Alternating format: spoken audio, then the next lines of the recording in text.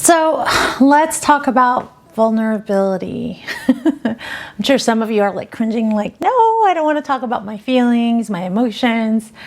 Trust me, I know how you feel. Definitely vulnerability is a difficult thing for me, especially in my culture. It's considered weakness, and also I wasn't taught how to express my feelings. Actually, if I expressed them, I was talking back. So I was taught to shut them down, even though I constantly had opinions and wanted to say something or how I felt. So if you can relate to that, then this video will definitely help you.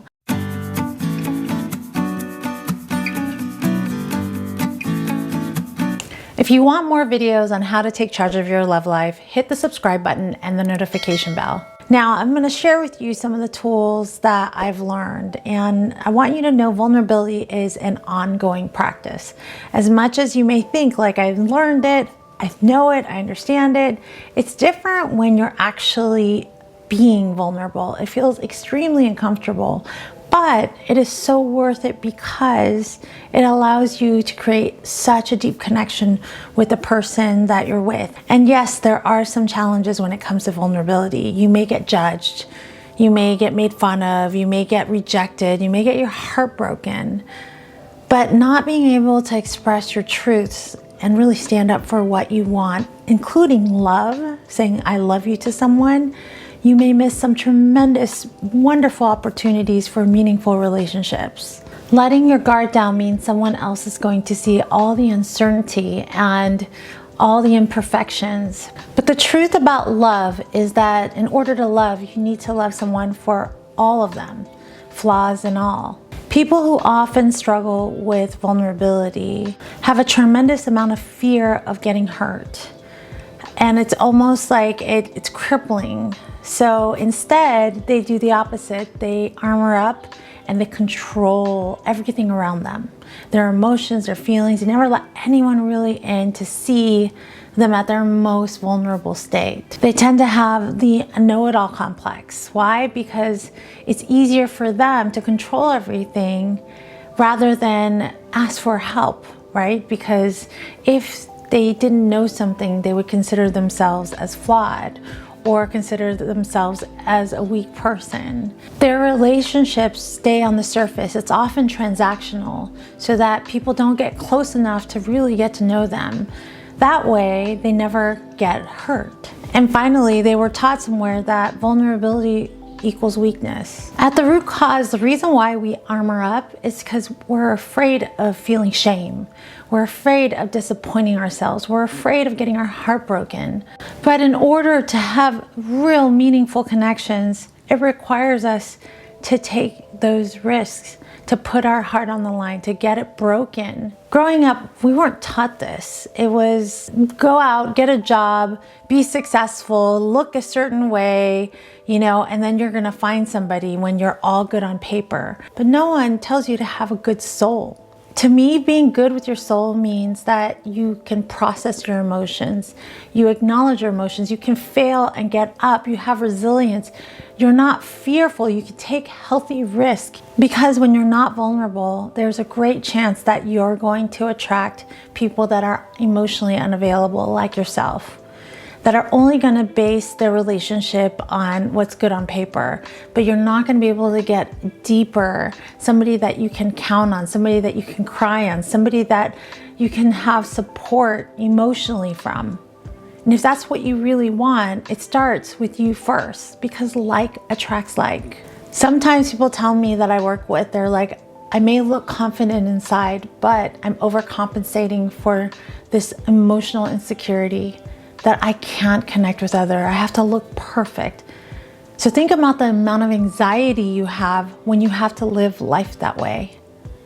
And think about when you actually acknowledge that you're flawed and it's okay. How all of a sudden the person across from you may be a little irritating and annoying, but because you understand that we're all flawed, you have more compassion for them rather than judgment. I've seen so many relationships that should have blossomed fall apart because one person was not willing to be vulnerable and speak their truth. So it's important for you, if you really love someone, if you really are falling in love with someone, to go ahead and speak your truth. If that person is really into you and they are right for you, they are going to embrace it and be so joyous and happy. And yes, it's scary to take that risk, but think about how many times you missed an opportunity because you didn't have the courage to say, I love you. What's the worst that can happen? Yes, somebody may say, I don't love you back. It could feel so painful. But here's the thing, you took the risk. You found out, you got your answer. You have closure. Now you can move on and find somebody that will love you the way you want to be loved. Rather than process the emotional pain and issues, what a lot of us end up doing is we end up coping in unhealthy ways. So I want you to listen and see if any of these relate to you. I definitely fell into these categories and still do sometimes. I have to consciously work at it. You know, this is a practice. This is not something that you're going to be doing in one night. It's going to take you some time to build these habits, okay? So don't be hard on yourself. So when triggers happen, instead of processing and learning how to communicate your feelings, instead you act out in passive aggressive behavior. Does that sound familiar? I'm going to raise my hand on that, and I work on it consciously all the time. Number 2 is you point fingers and you start blaming everyone about your bad feelings and how, they made you behave this way or act out this way, and it's not your fault. Number 3 is you start name calling when you feel misunderstood or unheard, instead of really expressing your truths, and sharing with the person, hey, this really hurt my feelings.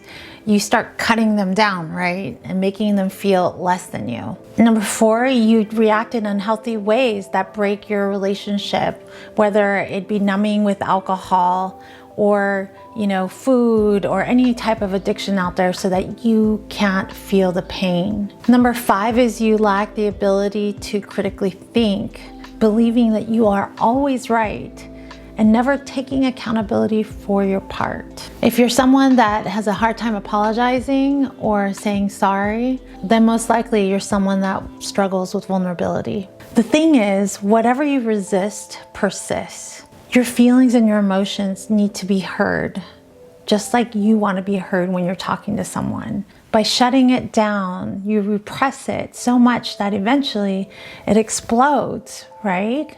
So it's important for you to get out that emotion. And the way to know is when you're triggered, there's an emotion tied to it. Ask yourself, what am I feeling right now? Why am I feeling this way? What needs or requirements are not being met that are making me feel this triggered? And then share it to the person that you care about.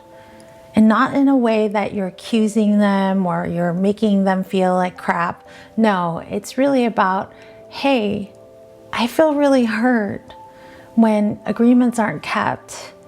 And I constantly have to remind you, what do you think we can do about this? Because I really cherish our relationship and I want to make this work. See, when you share your feelings, you give the person across from you the opportunity to fix the problem.